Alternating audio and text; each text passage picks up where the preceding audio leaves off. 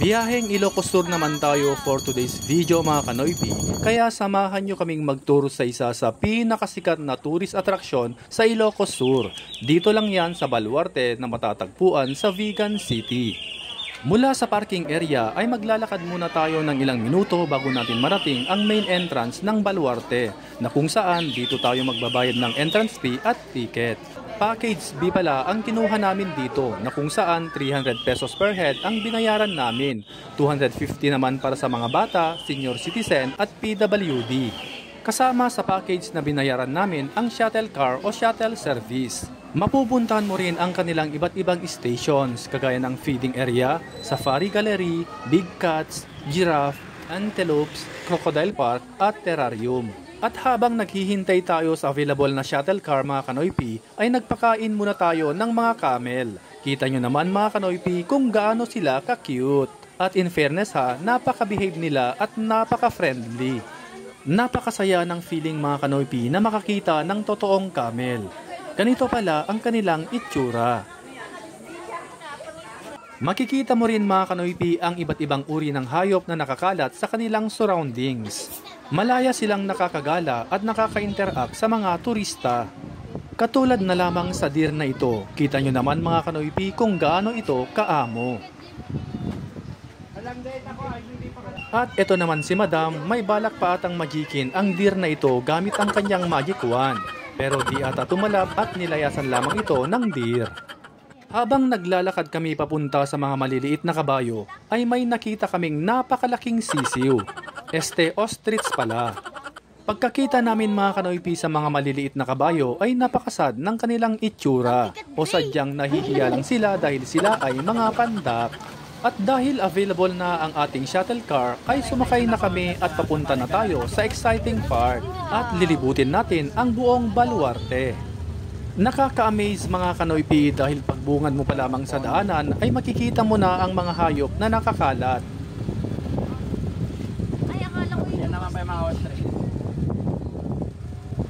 At kapag nadaanan nyo ang Baluarte signage na ito ay pwede kayong huminto, mag-selfie at mag-picture dito. Sabihan nyo lang si Manong Driver.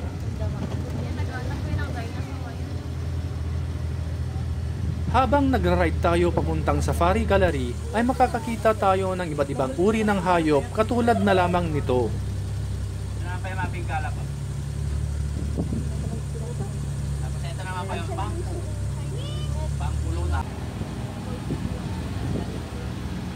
At finally, nandito na tayo sa Safari Gallery.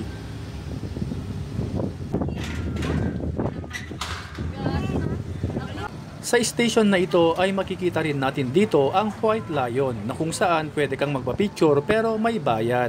Pwede kang lumapit at magpa-picture at magbayad ng 150 pesos.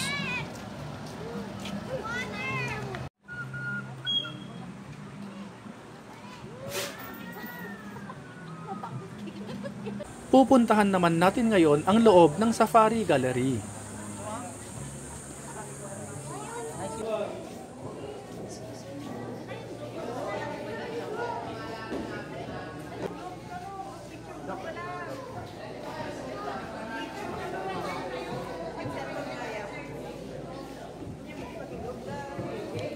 Ang sunod na station na pupuntahan natin ay ang Big Cats.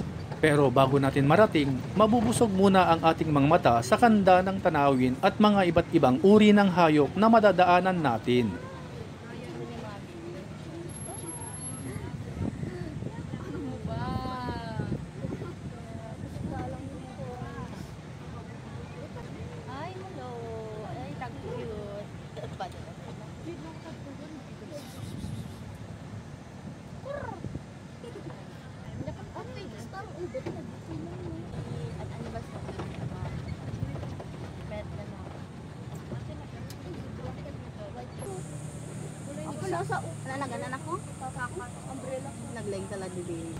Wow, tiger. At finally, nandito na tayo sa station ng mga Big Cats.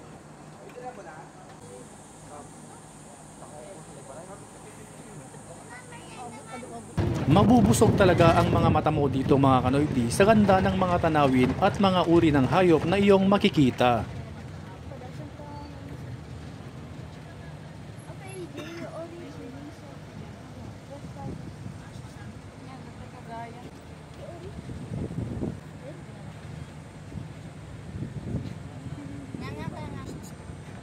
Cute.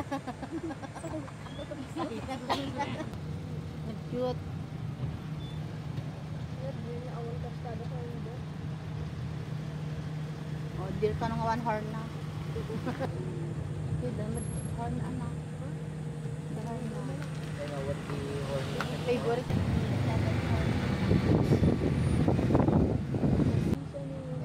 Color na.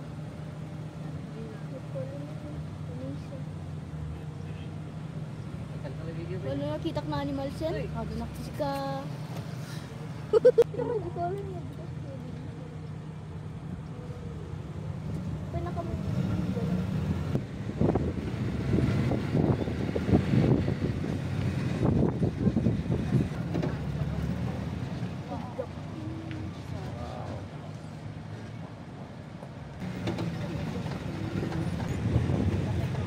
Finally, ito yung the best station na pinuntahan namin, ang Giraffe Station, na kung saan pwede mong pakainin ang mga giraffe at syempre makipag-selfie.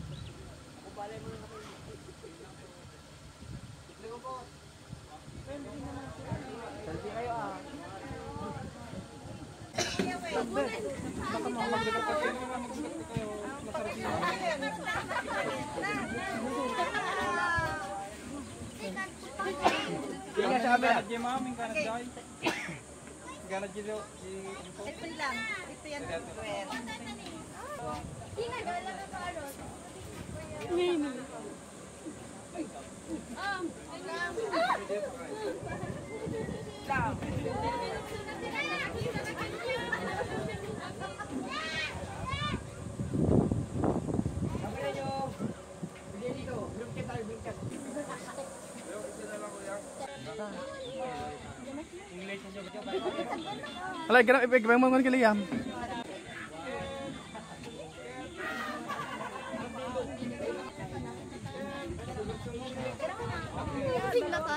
At habang papunta tayo sa last station ay madadaanan muna natin itong napakagandang tanawin na ito.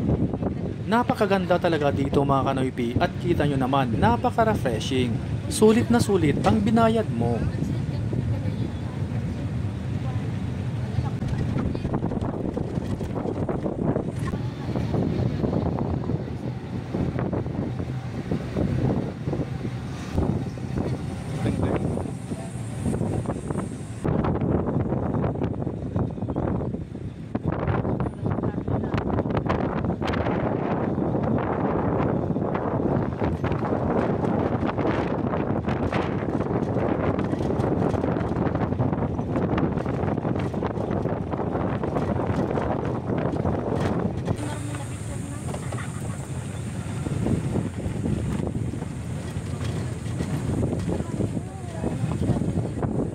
At nandito na tayo sa last station, ang Crocodile Farm at Terrarium.